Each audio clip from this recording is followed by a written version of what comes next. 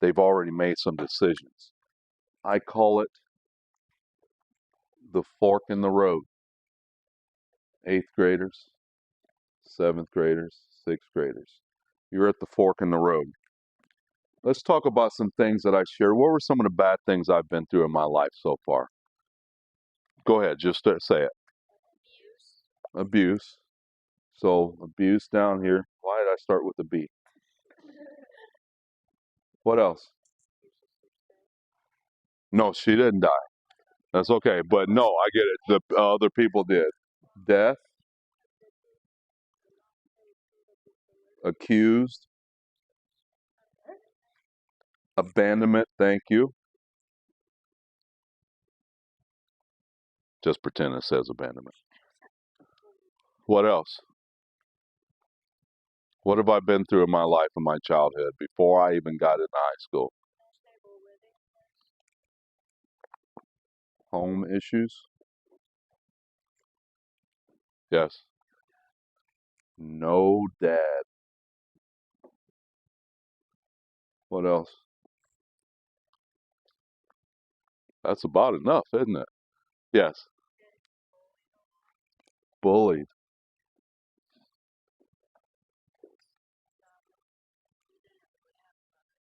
No mom. Poor. Broke. Physical abuse. Yes. Yeah. Different. Good one. RENT. So let's call this the hard road and a better choice. Good Lord. Better choices. Better place. So before I just accidentally wrote it on this side. All of this stuff, where should it have me right now? The hard road. Even before I reached junior high, right? Just the baggage that I carry should have had me on the hard road. The hard road, and we'll just use the term job because we've talked about it. Uh, we'll stick with the term job. We won't go any deeper.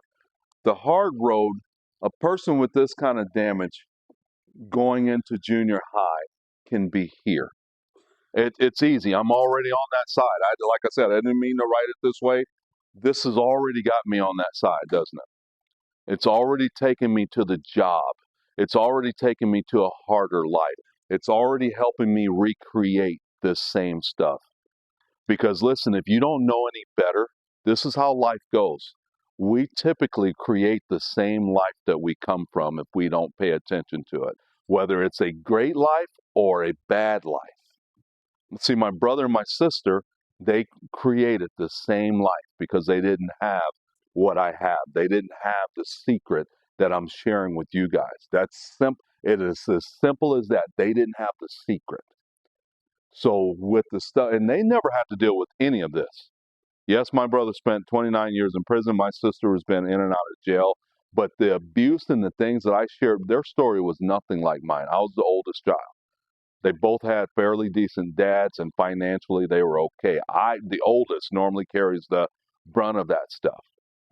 So they actually, when they got to 8th grade, they had choices to make. When I got to 8th grade, I had no choices to make. I only had one thing.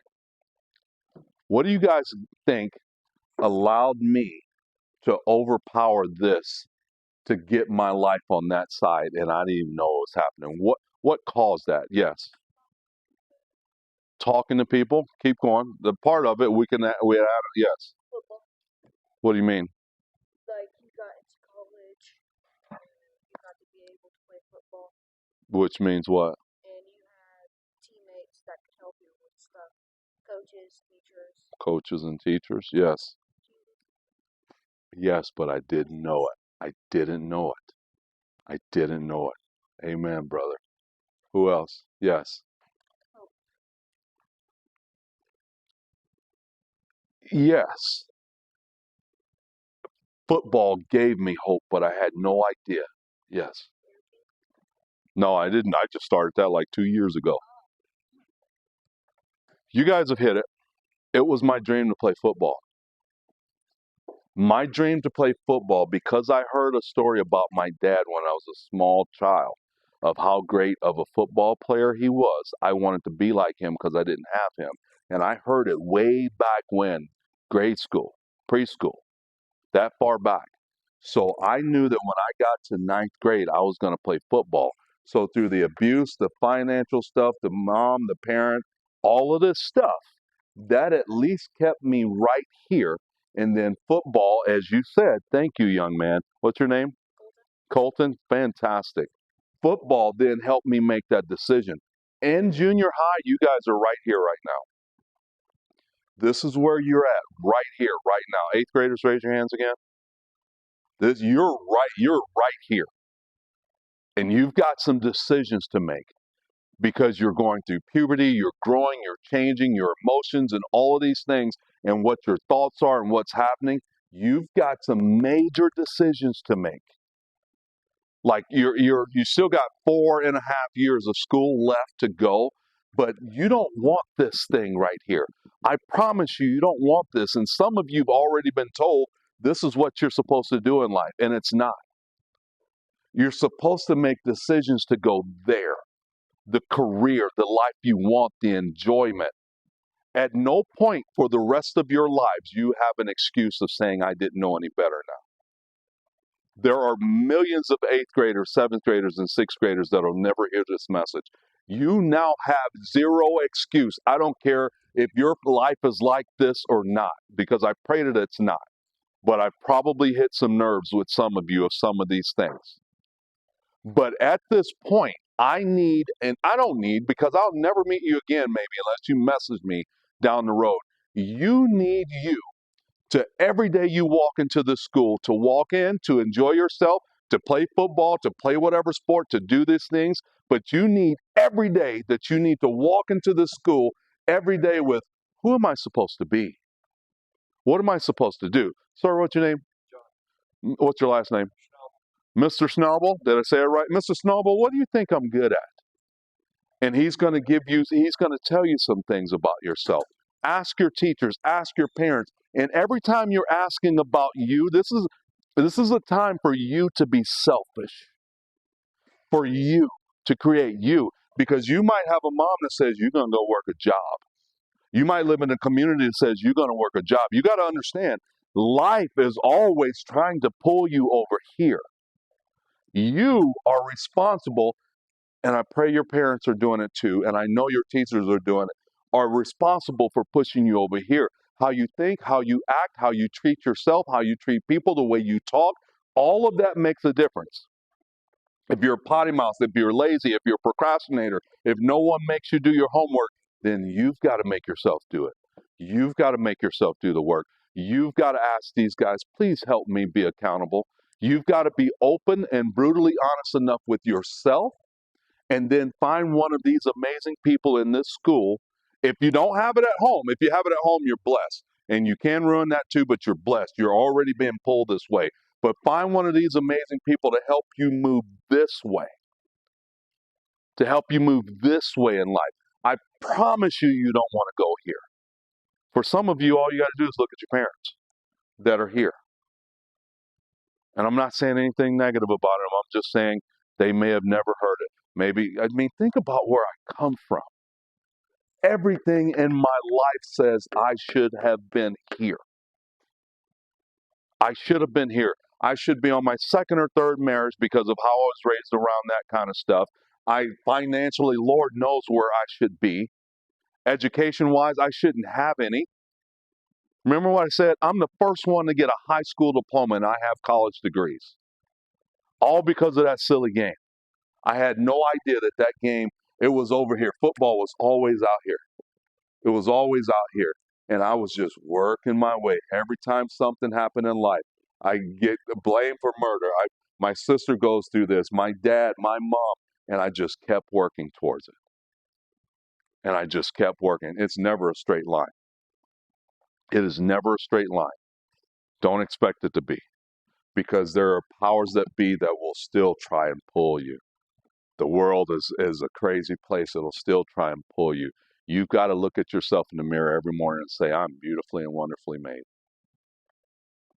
If it is to be, it's going to be up to me at some point. It is up to you every day when you walk into this building to make a decision to go that way. Is it going to be perfect? Hell no. It's not. Life is not about perfect. Life is about failure, to be honest with you. Y'all do get we fail more than we succeed. You go to practice every day to get the play right, which means you're failing and screwing up the play, and the coach has got to help you fix the play, and you fail, and then you got to fix it, and you fail, and you got to fix it, and you get out on the field, and you run it right, and you screw it up, and you run it right, and you screw it up. That's life. But if you have the right mindset that you're whatever it is you want to do, focus on it, whatever it is that you want to be. And if you don't know yet, it's okay. But here's the worst thing you can do is allow all of this to tell you that you are this. None of you are this. I don't care what your circumstances are, where you come from, none of you are this. Your value is so much more than this. But maybe nobody's told you. This woman right here called me stupid and dumb my whole life. It must have been done to her. Thank God for that, because that pulled me away from this long enough that I looked back and said, I don't want that for myself. So the secret to your success is what you want to become in your life. It is very important to remember what it feels like to play this game and to understand that this game equals pain and it equals practice and work. And if your life is amazing, you can screw that up too, just so you didn't know, in case you didn't know it, by allowing something else to help you choose this route. Everybody get it? If nobody's told you, you all are amazing human beings. We all are. It's just that there's some trash out there that tries to keep us from being. Don't let it happen to you. Don't forget why you're in school. Challenge yourself. Every class you take, be the best at it you can be, whether you ever use it or not, because it's preparing you for this world. Any questions for me? No such thing as a hard question. If you got it, ask it. I will answer it. Really? They ain't got no questions.